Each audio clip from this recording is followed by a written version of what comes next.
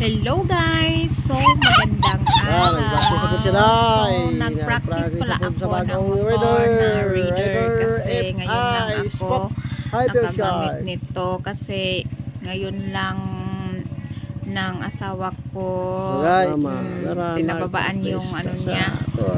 Yun, mababa na siya. Kasi yung dati ang taas-taas niya kasi guys, kaya hindi ako nakapag-practice.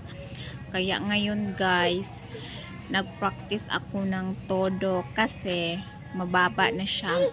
Pwede na ako makaano, hindi na ako matutumba nito guys kasi guys, mababa na siya guys. So, nag-practice ako guys kasi practice makes perfect, diba guys? Yan guys. Then, so, nandun ako sa ano guys, sa kamo ko. Then, patungo na ako dito sa aming bahay. So, practice ako guys para okay kayo siya guys na talaga ako try na kasi ako nito guys.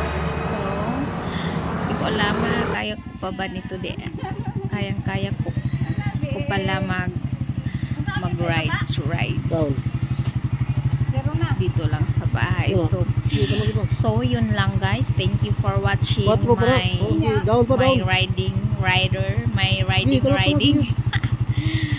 That's all. Thank you.